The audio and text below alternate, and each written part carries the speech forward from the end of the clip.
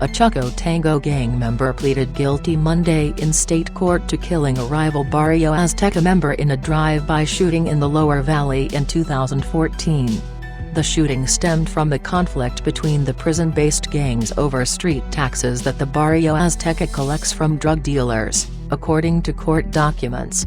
Alejandro Leal, 35, pleaded guilty to killing David Gomez, 38, before Leal's trial was scheduled to begin Monday morning in 384th District Court. Leal pleaded guilty to one count each of engaging in organized criminal activity murder and engaging in organized criminal activity aggravated assault. More, Texas DPS makes arrests in El Paso metal theft, lean cough syrup cases. Texas DPS seizes $276,587. Arrests 17 in El Paso as part of Barrio Azteca heroin raids. Judge Patrick M. Garcia sentenced Leal to 40 years in prison on each count. The sentences will be served concurrently, or at the same time. Leal will get credit for more than 3 years of jail time served while awaiting trial.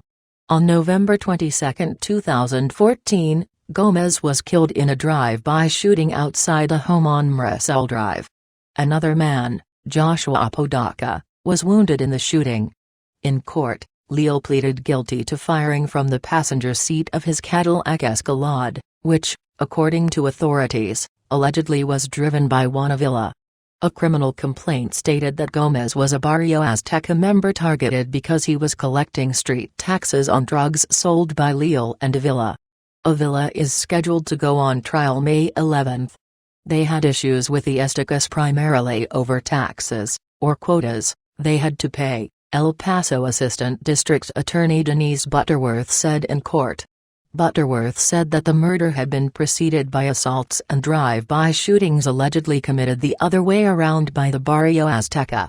More, Sheriff's Office looks for at Yaguaregui, suspected killer of Horizon City Teen Gang Unit investigates after woman wounded in drive-by shooting in Northeast El Paso. In court, Gomez's niece gave a victim impact statement urging schools to help break the cycle of poverty and gang violence and telling Leal that he still has a chance to turn his life around, a chance her uncle does not have.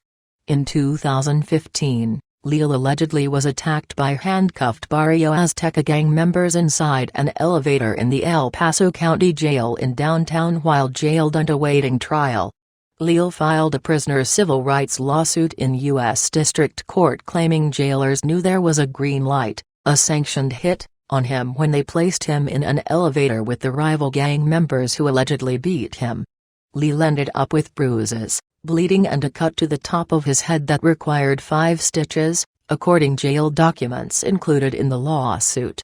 According to El Paso County Sheriff's Office documents included in Leal's lawsuit, the assault allegedly was part of an ongoing battle between the gangs and retaliation from an incident in the Lower Valley of El Paso.